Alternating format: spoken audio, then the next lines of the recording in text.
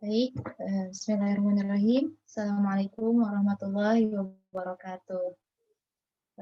Selamat siang teman-teman. Alhamdulillahirrahmanirrahim. Pada siang hari ini kita dapat berjumpa meskipun via virtual dan tidak online pula ya. Nah, tidak apa-apa. Alhamdulillah kita sudah memasuki tanggal 15 Sya'ban ya, teman-teman.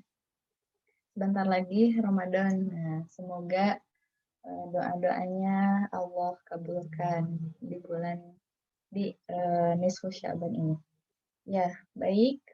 Kami dari kelompok 2 PGSD 6B, kami akan membahas sedikit tentang perkembangan intelijensi, juga profil perkembangan intelijensi siswa sekolah dasar. Kami terdiri dari Erlina Wibowo, kemudian Karisma Nisa, dan juga Lia Trismayanti. Baik, untuk yang pertama, kita akan membahas tentang konsep intelijensi atau IQ.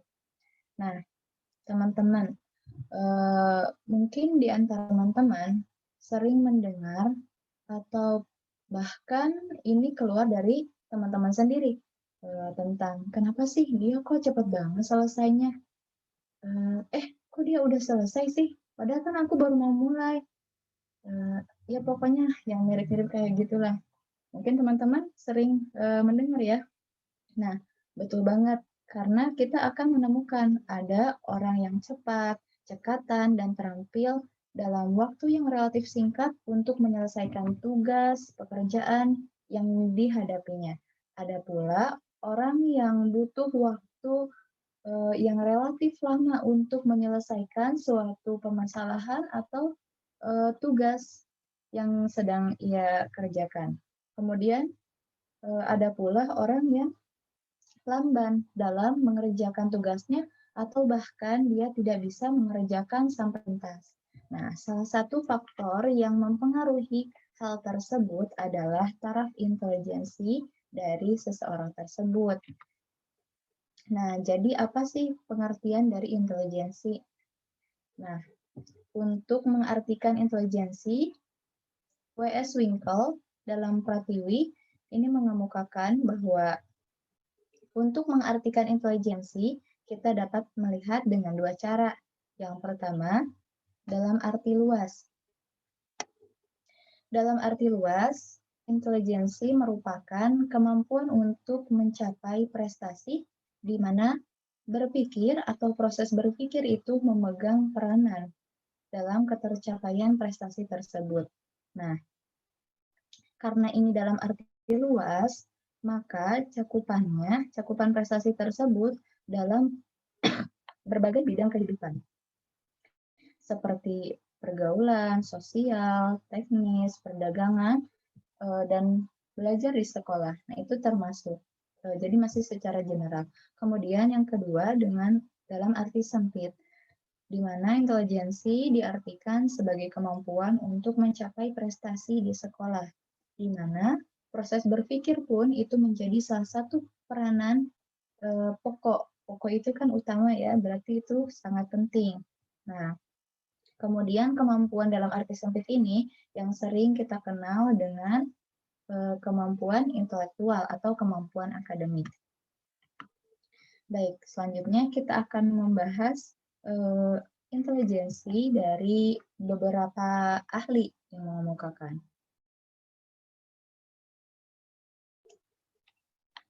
Nah, untuk yang pertama, ini dikemukakan oleh Alfred Binet. Alfred Binet ini mengemukakan bahwa intelijensi itu terdiri dari 3 komponen. Yang pertama, yaitu direction, atau kemampuan untuk memusatkan apa? Memusatkan pikiran kita dalam menghadapi suatu masalah yang sedang dipecahkan. Jadi mampu nggak sih pikiran kita untuk fokus gitu terhadap pemecahan suatu masalah? Nah, itu adalah kemampuan memusatkan. Yang kedua adalah kemampuan adaptasi. Kemampuan adaptasi masalah. Jadi ketika seseorang dihadapkan dengan sebuah masalah, Nah, apakah seseorang tersebut mampu untuk segera menyesuaikan dengan masalah tersebut, mampu untuk segera mengatasi masalah tersebut, ataukah tidak? Nah, kemudian yang ketiga, ada komponen criticism atau kemampuan mengkritik. Mengkritik di sini, baik itu mengkritik terhadap sesuatu atau orang ataupun diri kita sendiri. Nah, ini ketiga ini termasuk komponen intelijensi menurut Alfred Binet. Yang selanjutnya, nah ada intelijensi menurut William Stern dengan teorinya adalah teori unifaktor. Unifaktor berarti faktornya cuma satu. Nah, saya bacakan dulu di sini pengertian intelijensi menurut William Stern, bahwa intelijensi adalah kesanggupan jiwa untuk menghadapi kesulitan-kesulitan yang baru dengan sadar, dengan berpikir cepat dan tepat. Nah, William Stern ini mengemukakan bahwa intelijensi itu meliputi satu faktor saja, yakni faktor kemampuan tunggal. Faktor kemampuan tunggal. Jadi setiap orang itu memiliki kemampuan tunggal atau kemampuan umum yang berbeda-beda. Nah, dari mana jumlah kemampuan umum yang dimiliki seseorang itu beriringan dengan aktivitas yang ia lakukan. Jadi kemampuan-kemampuan yang dimiliki oleh seseorang itu terbentuk dari aktivitas seseorang gitu. Maka dapat kita simpulkan bahwa kapasitas umum yang ada di dalam diri seseorang itu merupakan hasil dari belajar. Nah, dan efisiensi penerapan kemampuan ini bergantung kepada lingkungan dari masing-masing orang. Nah, untuk yang kedua ada dari G. Charles Spearman dengan teorinya teori dua faktor. Nah, maka di sini dapat dilihat bahwa intelijensi itu meliputi dua faktor, yaitu general faktor atau faktor umum atau kemampuan umum. Dan juga ada specific factors atau kemampuan khusus, di mana kemampuan umum ini merupakan kemampuan yang dimiliki seseorang untuk menghadapi segala sesuatu gitu, untuk menghadapi banyak hal, untuk melakukan banyak hal. Nah, jadi korelasinya jika seseorang mempunyai intelijensi kemampuan umumnya secara luas, maka dia dapat mempelajari bermacam-macam pelajaran seperti matematika, bahasa, sains, sejarah, dan sebagainya. Kemudian, begitupun kalau misalkan dia memiliki kemampuan umum yang cukup sempit atau sedikit, maka akan sedikit pula kemampuan dia untuk mempelajari berbagai hal. Nah, kemudian untuk spesifik faktor atau kemampuan khusus ini, lebih lanjut Spearman menjelaskan bahwa kemampuan khusus tersebut terdiri dari kemampuan verbal, kemampuan numerikal, kemampuan mekanikal, perhatian, dan imajinasi. Nah, selanjutnya ada menurut Raymond Cattell. Nah, menurut Raymond, bahwa intelijensi juga terbagi atau diliputi oleh dua komponen, tetapi berbeda dengan komponen yang dikemukakan oleh Spearman. Kalau menurut Raymond itu, yang pertama ada fluid intelligence. Nah, fluid itu kan cairan ya. Nah, yang namanya cairan, dia kan mengalir, dia mampu bercampur, seperti itu ya. Nah, maka fluid intelligence ini merupakan kemampuan yang dimiliki seseorang ketika memperoleh pengetahuan itu secara cepat gitu. Jadi apakah seseorang itu ketika mendapatkan pengetahuan baru ia dengan cepat mampu memahami gitu. Nah, ataukah ketika dia dihadapkan dengan satu situasi yang baru apakah dia mampu untuk beradaptasi secara efektif atau tidak. Nah, itu termasuk kepada kemampuan itu yang fluid intelligence. Dan yang kedua, komponen yang kedua adalah crystallized intelligence. Nah, crystallized ya dari katanya berarti yang terkristalisasi. Nah, maka di sana merupakan pengetahuan atau keterampilan yang terakumulasi dari berbagai pengalaman. Nah, jadi kemampuan ini terakumulasi dari pengalaman-pengalaman yang telah dilalui oleh seseorang. Begitu. Kemudian yang keempat ada menurut Thurstone, di mana intelijensi merupakan kesanggupan secara keseluruhan. Jadi kesanggupan di sini meliputi berbagai hal karena di sini kan secara keseluruhan ada kesanggupan untuk cepat dan teliti dalam melihat sesuatu, baik itu persamaannya maupun perbedaannya, ataupun kesanggupan untuk mengerti dan menggunakan bahasa, kemudian kesanggupan untuk berpikir secara deduktif maupun induktif, dan kesanggupan lainnya secara keseluruhan. Dan ini mungkin juga akan dibahas nanti oleh rekan saya tentang multiple intelligence begitu. Nah, maka dari pendapat para ahli tadi dapat kita simpulkan bahwa intelijensi itu merupakan kemampuan mental yang melibatkan proses berpikir secara rasional. Nah, maka dari itu karena intelijensi ini merupakan kemampuan yang melibatkan proses berpikir. Nah, maka untuk mengetahui taraf intelijensi seseorang, kita tidak bisa langsung mengetahuinya gitu. Tidak dapat diamati secara langsung, melainkan harus disimpulkan dari berbagai aktivitas atau berbagai tindakan yang dilakukan oleh seseorang, di mana tindakan-tindakan tersebut merupakan hasil dari proses berpikir seseorang tersebut. Nah, selanjutnya mengenai IQ. Nah, sebenarnya IQ ini masih sama gitu. Seperti yang tadi dibahas tentang intelijensi, hanya saja IQ ini sering kita dengar sebagai istilah yang digunakan untuk mengukur atau menyatakan taraf intelijensi seseorang begitu ya. Jadi ada hasil tes. Nah, di sini mengukur taraf intelijensi seseorang. Kan mungkin teman-teman juga sudah pernah ya yang melakukan tes IQ begitu. Nah, nanti hasilnya akan ada di mana taraf intelijensi kita gitu. Nah, untuk taraf intelijensi seseorang pun ini sifatnya dikemukakan oleh W.S. Winkel bahwa hasil tes IQ ini dapat berubah.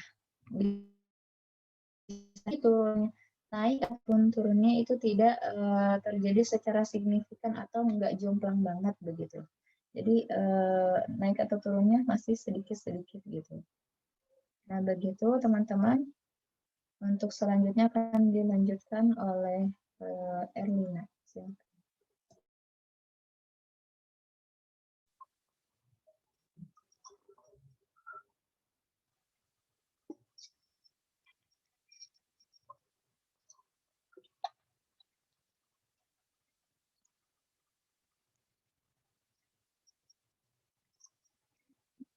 Baik, yang selanjutnya itu mengenai faktor dan ciri kecerdasan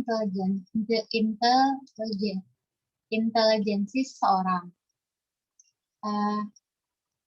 Ada 5 faktor yang mempengaruhi intelijensi seseorang.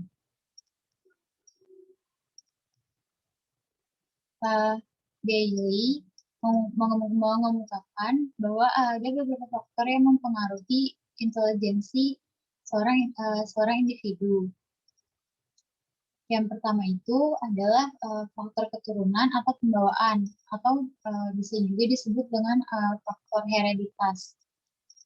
Nah, menurut Bailey, salah satu faktor penentu dari tinggi rendahnya intelijensi seseorang ditentukan oleh sifat dan ciri-ciri yang dibawa sejak lahir. Taraf intelijensi seseorang itu ya ialah 75% sampai 80% dari faktor keturunan. Dan juga adanya rangkaian hubungan antara perkalian keluarga dengan ukuran IQ seseorang.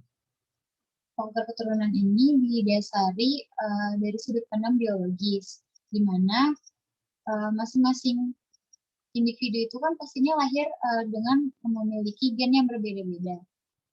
Yang kedua, faktor latar belakang sosial ekonomi, yaitu meliputi pendapatan keluarga, pekerjaan orang tua, dan faktor-faktor sosial ekonomi lainnya yang ikut berkorelasi positif dan cukup tinggi dengan taraf kecerdasan individu, mulai dari individu tersebut berusia 3 tahun sampai dengan memasuki usia remaja. Yang ketiga, ada faktor lingkungan hidup. Seperti yang teman-teman tahu ya, pastinya lingkungan hidup yang baik pasti akan menciptakan kemampuan intelektual yang baik. Dan sebaliknya, lingkungan hidup yang kurang baik akan menghasilkan kemampuan intelektual yang kurang baik pula. Lingkungan itu dapat dibagi menjadi dua. Yang pertama ada lingkungan fisik, yaitu meliputi segala sesuatu dari molekul yang ada di sekitar janin sebelum lahir. Yang kedua itu ada lingkungan sosial, yang meliputi seluruh manusia yang secara potensial berhubungan dengan perkembangan seorang individu. Yang keempat, yaitu faktor kondisi fisik. Keadaan gizi yang kurang baik, kesehatan yang buruk, perkembangan fisik yang lambat, akan menyebabkan pertumbuhan intelijensi seseorang rendah. Karena kondisi fisik seseorang itu sangat berpengaruh juga ya terhadap intelijensi seseorang. Karena kan jika kondisi fisik kita baik, kebutuhan gizi kita tercukupi, pasti kan seorang individu akan dapat berkonsentrasi dalam melakukan sesuatu, dalam belajar gitu. Jadi kondisi fisik itu sangat berperan penting untuk intelijensi seseorang. Yang terakhir ada iklim emosi. Iklim emosi di mana seseorang individu dibesarkan dapat mempengaruhi perkembangan mental individu yang bersangkutan. Dan hal tersebut dapat mempengaruhi kemampuan intelektual seseorang. Di mana seorang individu misalkan di lingkungannya tuh selalu tidak bisa mengontrol emosinya, pasti nanti kan ke perkembangan mentalnya dia akan terganggu. Nah, maka dari itu untuk untuk meningkatkan kemampuan intelektual seseorang dibutuhkan juga perkembangan mental individu yang baik. Selanjutnya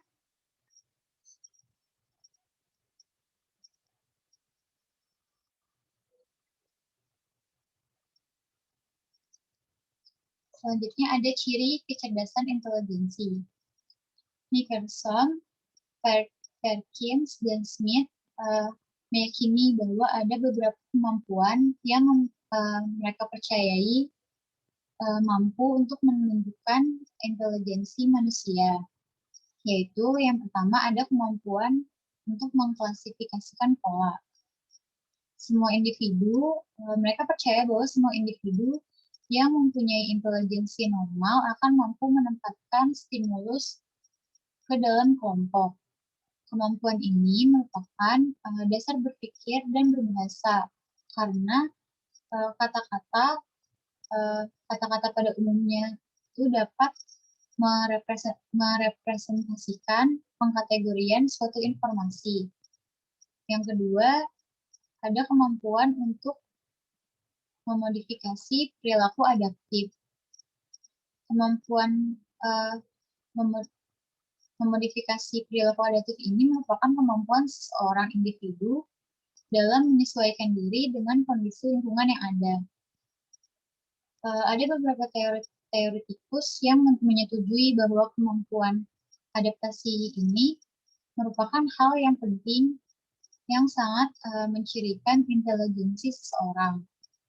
Yang ketiga ada kemampuan berpikir secara deduktif, yaitu merupakan kemampuan seorang individu yang meliputi pembuatan kesimpulan yang logis dari suatu premis atau pembuatan kesimpulan dari suatu dasar pemikiran.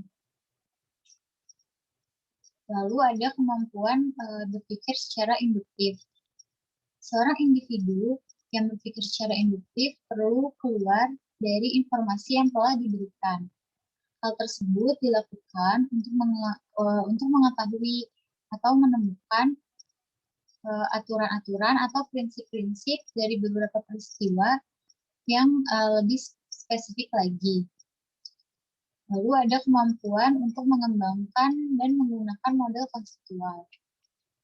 Kemampuan ini tuh berarti bahwa seorang individu dapat membentuk kesan tentang suatu hal dan bagaimana sesuatu hal tersebut dapat berfungsi dan dapat digunakan untuk memahami dan juga menginterpretasikan semua peristiwa yang ada di dalam kehidupan. Yang terakhir ada kemampuan untuk memahami atau mengerti. Kemampuan ini berkaitan dengan suatu kemampuan untuk melihat hubungan dari suatu masalah dan memahami makna dari hubungan tersebut yang kemudian dapat digunakan untuk memecahkan suatu permasalahan. Selanjutnya akan dijelaskan oleh Lia. Ya, baik. Selanjutnya ada macam-macam kecerdasan atau kecerdasan majemuk. Nah, kecerdasan yang dimiliki oleh seseorang ini tidak hanya satu kecerdasan saja, satu jenis kecerdasan saja, tetapi masing-masing orang tentu memiliki kecerdasan yang berbeda-beda. Nah, kecerdasan yang berbeda tersebut dinamakan sebagai kecerdasan majemuk atau kecerdasan ganda. Nah, menurut Howard Gardner pada tahun 1983 terdapat 8 macam jenis kecerdasan majemuk yang cenderung dimiliki oleh seseorang. Nah, kedelapan tersebut yang pertama ada kecerdasan linguistik, ada kecerdasan musikal, ada kecerdasan matematis logis, kemudian ada kecerdasan ruang visual, ada kecerdasan kinestetik, ada kecerdasan intrapersonal, ada kecerdasan interpersonal, dan yang terakhir ada kecerdasan naturalis. Selanjutnya yang pertama yaitu kecerdasan linguistik. Nah, kecerdasan linguistik adalah kemampuan yang dimiliki oleh seseorang untuk menggunakan dan mengolah kata-kata secara efektif. Pengolahan kata-kata tersebut baik berupa lisan ataupun tulisan. Nah, kecerdasan ini juga berkaitan dengan kemampuan membaca, menulis, berdiskusi, berargumentasi, dan berdebat. Nah, seseorang yang mempunyai kecerdasan linguistik ini biasanya ia mampu menguasai bahasa dengan baik gitu. Artinya orang tersebut mempunyai kepekaan yang tinggi terhadap makna kata, kemudian terhadap urutan kata, terhadap ritme ungkapan suara, serta perbedaan fungsi dari bahasa itu sendiri. Nah, selain itu, seseorang yang memiliki kecerdasan linguistik ini cenderung memiliki daya ingat yang kuat. Nah, sehingga ia lebih mudah mengingat istilah-istilah yang baru atau hal-hal yang lebih bersifat mendetail.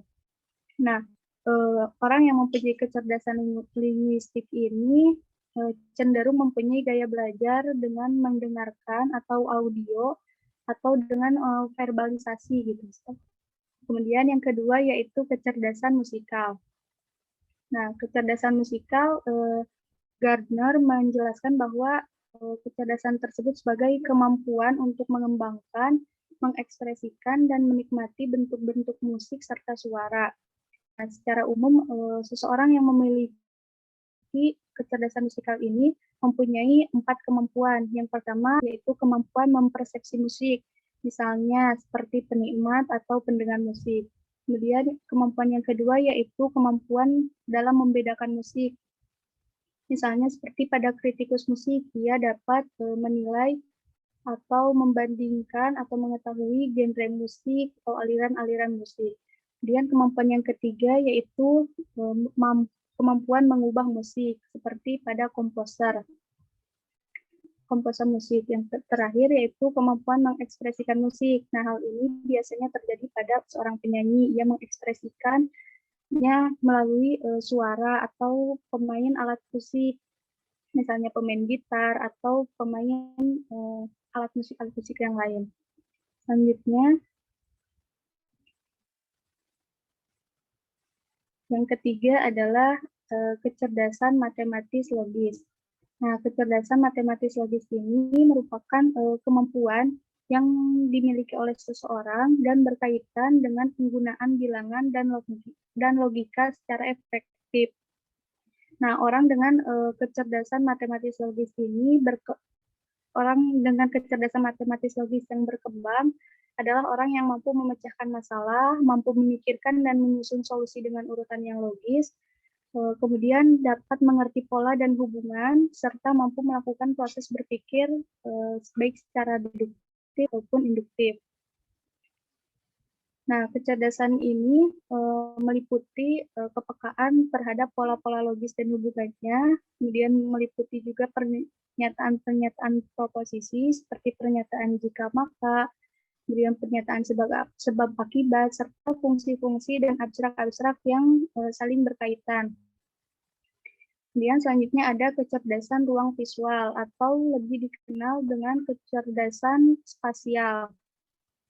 Nah, kecerdasan ini merupakan kemampuan untuk melihat dan mengamati dunia ruang visual secara tepat untuk kemudian bertindak atas persepsi tersebut.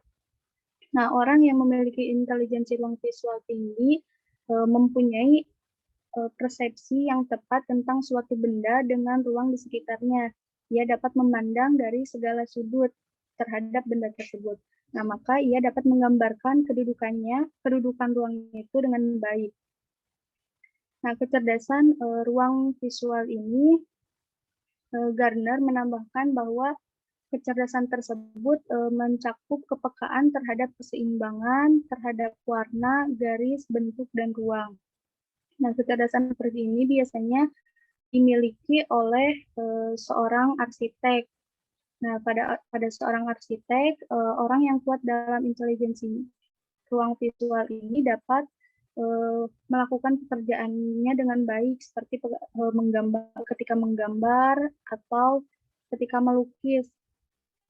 Seperti itu. Selanjutnya, yaitu ada kecerdasan kinestetik. Nah, kecerdasan kinestetik ini adalah kemampuan seseorang dalam menggunakan seluruh tubuh secara terampil untuk mengungkapkan ide dan perasaan.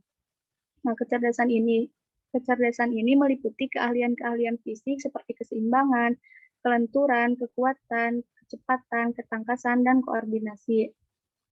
Kecerdasan kinestetik ini biasanya dimiliki oleh orang yang senang dalam bereksperimen seperti olahraga. Kemudian dimiliki juga oleh olahragawan, penari, akrobatik, atau bahkan pemain sulap. Nah, kecerdasan ini merupakan sangat penting karena dapat bermanfaat untuk meningkatkan kemampuan psikomotorik, kemudian meningkatkan kemampuan sosial dan sportivitas, serta membangun rasa percaya diri. Selanjutnya, yang keenam yaitu ada kecerdasan intrapersonal. Nah, kecerdasan intrapersonal ini merupakan kecerdasan yang berhubungan dengan kesadaran dan pengetahuan diri sendiri yang melibatkan kemampuan untuk secara tepat dan nyata menciptakan gambaran mengenai diri sendiri. Nah, yang termasuk ke dalam kecerdasan ini adalah kemampuan berefleksi dan keseimbangan diri. Nah, dalam konteks pembelajaran, siswa yang mempunyai kecerdasan intrapersonal ini lebih banyak diam gitu ya. Siswa tersebut lebih banyak diam, cenderung pendiam di kelas. Nah, ia lebih suka mengamati keadaan di sekolahnya seperti apa, Begitu juga ketika istirahat, jika teman-teman yang lain memilih untuk bermain, siswa yang mempunyai kecerdasan intrapersonal lebih menarik diri untuk berdiam di kelas saja gitu ya, untuk melakukan refleksi terhadap dirinya sendiri atau berpikir. Nah, guru yang tidak mengetahui bahwa siswa tersebut mempunyai kecerdasan intrapersonal seringkali menganggap bahwa siswa tersebut tidak mendengarkan gitu ya, atau melamun ketika pembelajaran berlangsung, padahal sebenarnya mungkin saja ia sedang berpikir. Selanjutnya, yaitu ada kecerdasan interpersonal. Nah, kecerdasan ini merupakan kemampuan untuk mengerti dan menjadi peka terhadap perasaan, terhadap intensi, terhadap motivasi, watak, dan temperamen orang lain. Nah, secara umum, kecerdasan interpersonal ini berkaitan dengan kemampuan seseorang untuk menjalin relasi dan komunikasi dengan berbagai orang atau orang lain. Nah, sebaliknya dengan kecerdasan intrapersonal dalam proses pembelajaran, dalam berkaitan dengan kegiatan pembelajaran, siswa yang memiliki kecerdasan interpersonal ini cenderung lebih aktif gitu ya. Cenderung lebih aktif, ia lebih berani untuk mengadakan komunikasi dengan teman-teman sebayanya. Jika yang mempunyai intrapersonal itu lebih menarik diri, nah siswa yang mempunyai kecerdasan interpersonal itu lebih senang berkelompok, lebih senang bermain, lebih senang adanya komunikasi dengan siswa yang lain, dengan teman yang lain. Kemudian yang terakhir yaitu ada kecerdasan naturalis. Nah, kecerdasan naturalis ini adalah kemampuan untuk mengenali, membedakan, menggolongkan, dan membuat kategori terhadap apa yang dijumpai di alam maupun di lingkungan. Nah, seseorang yang mempunyai kecerdasan naturalis yang tinggi akan memiliki kepekaan dan kepandaian dalam mengamati, mengenali, dan mengkategorisasikan hal-hal yang dijumpai di lingkungan, baik itu di lingkungan alam ataupun di lingkungan buatan manusia, serta seseorang yang mempunyai kecerdasan naturalis ini cenderung lebih suka memelihara binatang atau tanaman. Nah, dan orang yang memiliki kecerdasan naturalis ini biasanya telah memperlihatkan bakatnya itu sedari masih kecil gitu, masih kanak-kanak, seperti itu. Selanjutnya.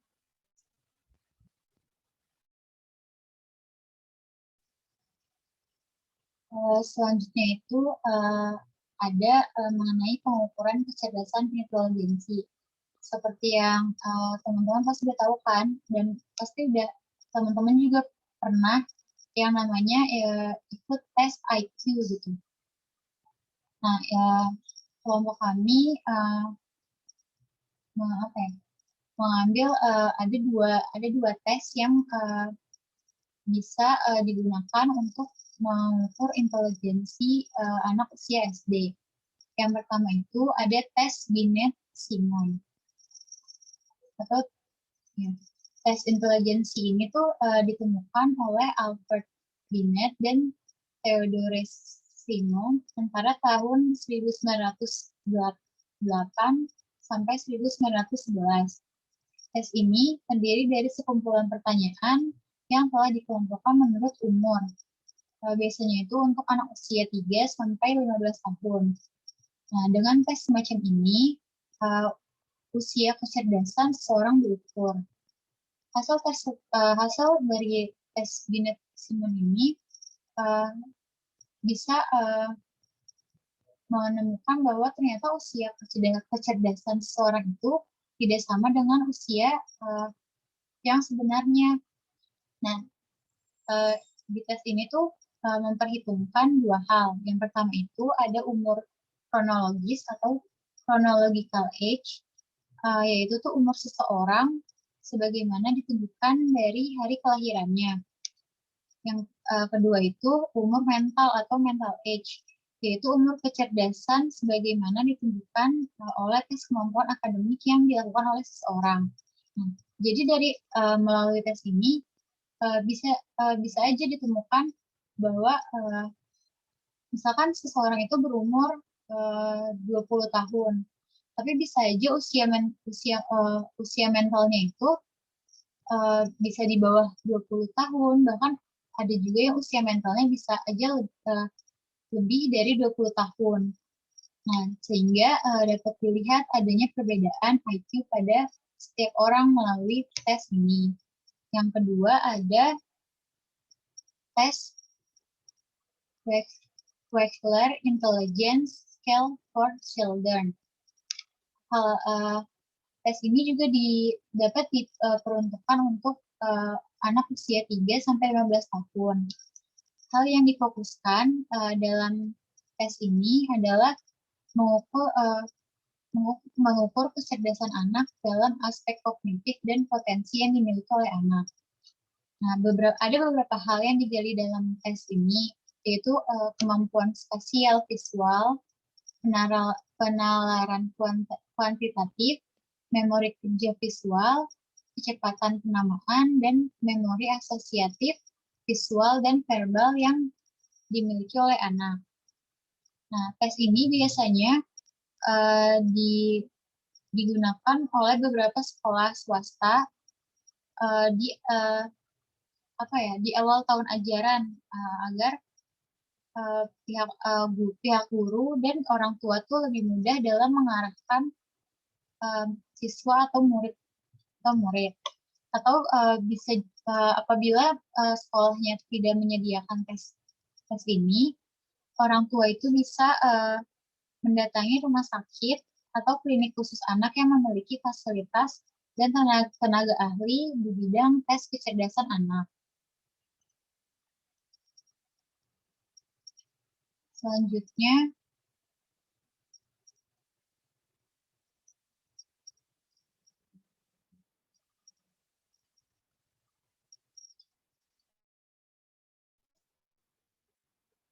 Ya, baik. Selanjutnya, mengenai tugas perkembangan intelijensi anak usia SD. Nah, di sini kita sudah sangat familiar dengan teori Jean Piaget mengenai periodisasi perkembangan. Nah, begitu. Nah, terhadap intelijensi, Piaget ini berpendapat bahwa intelijensi itu tidak dapat didefinisikan oleh banyaknya jawaban benar pada suatu tes, akan tetapi Jean Piaget ini berpikir bahwa kekuatan mental anak dan juga daya pikir anak pada usia tertentu maka akan berbeda pula secara kualitatif. Jadi kualitas berpikir anak dan juga mentalnya itu akan berbeda sesuai dengan usia. Maka dari itu ini berkaitan erat dengan periodisasi yang dikembangkan oleh Jean Piaget sendiri. Ada diantaranya tahap sensori motorik, kemudian tahap praoperasional, kemudian tahap operasional formal, dan juga tahap operasional konkret. Nah, kita sudah mengetahui bahwa anak SD ini masuk kepada tahap operasional konkret, yaitu antara usia 7 sampai 11 tahun. Nah, bagaimana sih kan intelijensi itu berkaitan erat dengan tugas perkembangan kognitif ya. Nah, ini dia tugas perkembangan intelijensi anak usia SD atau kognitif. Nah, yang pertama ada desentrasi, di mana anak itu sudah mampu untuk melihat dari berbagai dimensi. Jadi sebelumnya anak itu kan masih melihat dari satu dimensi saja. Akan tetapi setelah anak beranjak memasuki tahap operasional konkret, maka ia sudah mampu untuk melihat dari berbagai dimensi dan ia pun mampu untuk menghubungkan antara satu dimensi dengan dimensi yang lainnya.